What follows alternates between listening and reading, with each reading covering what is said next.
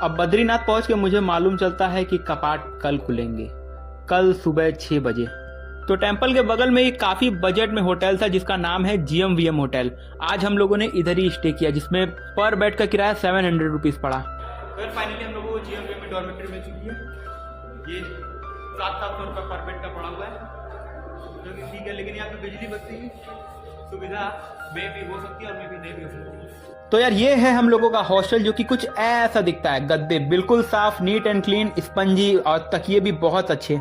और साथ ही हम लोगों को मिला है एक लॉकर, जिसमें हम लोग अपना एक भारी भरकम बैग भी रख सकते हैं। और सबसे अच्छी बात, इसमें खाना इंक्लूडेड रहता है। मतलब 700 रुपए में आपको एक बेड और जितना चाहे उतना खाना खाइए एक टाइम। इतनी हाइट पे आकर के अगर आप सिर्फ ये खाना ही कहीं बाहर से लेने जाएं तो आपको वो 400 रुपए के लगभग पड़ेंगे। भाई यहाँ पे एक एक रोटी 50-60 रुपए की बिक रही है, तो उस हिसाब से तो ठीक ही है ना। 700 रुपए में क्या ही लेंगे, और इतनी ऊंचाई में ये सब चीजें उतनी नॉर्मल नहीं होती है।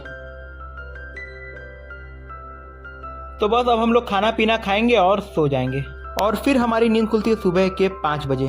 तो भाई अभी सुबह के बजे हुए हैं 6 बज रहे ना भैया, 6 बज के भाई 7 बजे। तो सुबह के अभी 7 बजे हुए हैं, और यहाँ पे GMVM वालों की सर्विस नेक्स्ट लेवल की। मतलब खाना एक नंबर। सुबह उठ करके इन्होंने हम लोगों को गर्म पानी भी दिया है कि नहीं भैया? इन्होंने हमें कुछ नहीं दिया, हमें लेने आना पड़ा, बस मिल गया गर्म पानी। इतनी ऊंचाई पे गर्म पानी मिलना भी अपने आप में बहुत बड़ी बात होती है। सही बात है।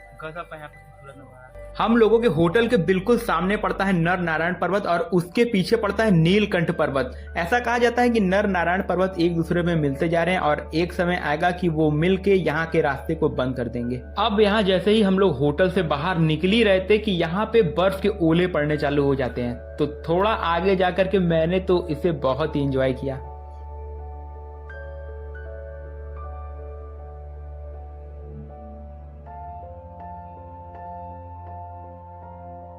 मौका हर कोई किसी को नहीं मिलता, इसलिए हम लोग लकी है। We are very lucky. You have to come here in a one time at least.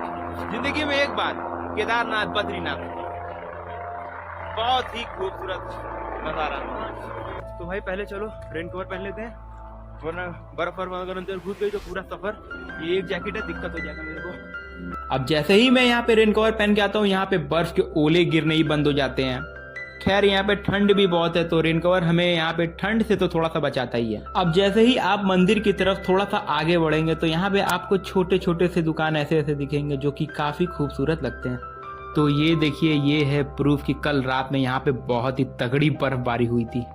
तो अभी मेरे पैर का पूरी तरीके से दर्द सही नहीं हुआ था, तो जैसे तैसे मैं मंदिर पहुंच जाता हूँ। और मंदिर पहुंचते ही मैं सामने देखता हूँ कि यहाँ पर तो बहुत ही लंबी लाइन लगी हुई है। यहाँ पर तो हालत केदारनाथ से भी बुरे हैं। तो थोड़ी देर सोचने के बाद फाइनली मैं लाइन के अंदर घुस ही जाता हूँ। तो वैसे एक फनी किस्सा मैं आप लोगों को बताना चाहता हूँ कि एक आंटी थी जो लाइन में घुसने के लिए बहुत छटपटा रही थी, और जैसे तैसे करके फिर वो लाइन में घुस भी जाती हैं। लेकिन कोई दूसरा घुसने की कोशिश कर रहा था, तो तुम बहुत पीछे घुसे, बोलो मत, चप्पल पीछे जाओ।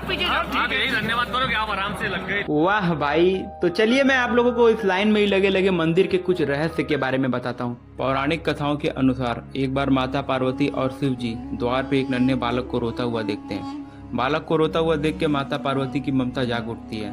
वे जैसे ही उस बच्चे को उठाने जाती हैं कि तभी शिव जी बोलते हैं, सोचो ये बच्चा यहाँ कैसे आ सकता है, ये कोई बच्चा नहीं बल्कि मायावी लगता है। लेकिन माता पार्वती नहीं मानी, और वो इस बच्चे को उठाकर घर में ले आई, और उन्होंने इस बच्चे को चुप कराया और फिर सुला दिया। सुलाने के बाद माता पार्वती और शिव जी पास ही के गर्म झरने में स्नान करने के लिए चले जाते हैं। और जब वे वापस आते हैं तो देखते हैं कि घर का दरवाजा बंद है, और दरवाजा ना खुलने पे माता पार्वती शिव जी से बोलती है कि अब हम क्या करें। तब शिव जी कहते हैं कि मैं कुछ नहीं कर सकता, ये तुम्हारा ही बालक है। अच्छा होगा कि हम कोई नया ठिकाना ढूंढ लें, क्योंकि अब ये दरवाजा नहीं खुलने वाला, और मैं बलपूर्वक इस दरवाजे को खोलूंगा भी नहीं।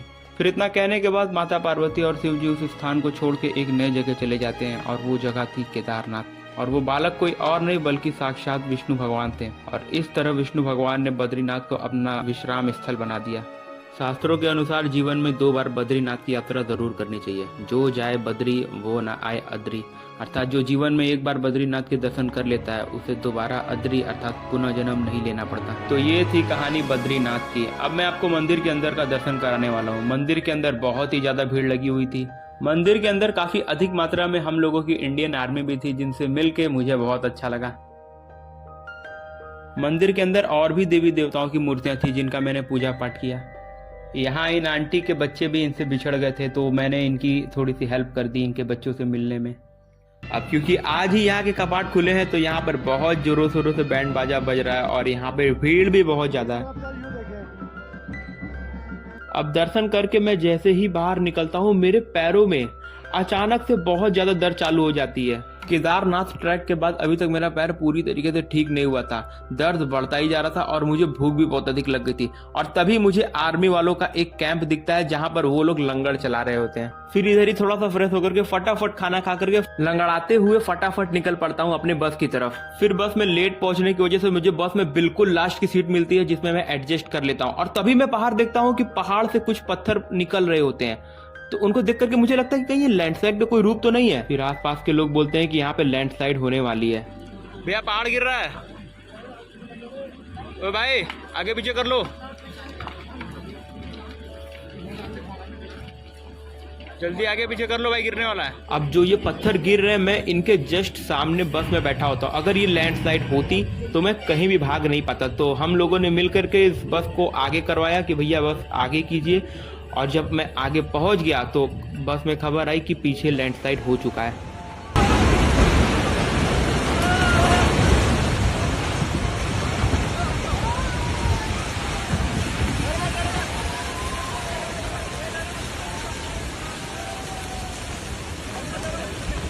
वैसे इससे किसी को नुकसान नहीं पहुंचा क्योंकि ये एकदम से नहीं हुआ। आप लोगों ने तो देखा ही कि पहले ये धीरे धीरे से स्टार्ट हुआ और बस वाले भैया ने बताया, तो ये सब तो यहाँ पर आम बात होती है। तो चलो भाई अब निकल रहे हैं हम हरिद्वार की तरफ। पहुंचने में मुझे 7 से 8 घंटे लगेंगे। अब मिलते हैं अब आप लोगों से हरिद्वार के नेक्स्ट वीडियो में।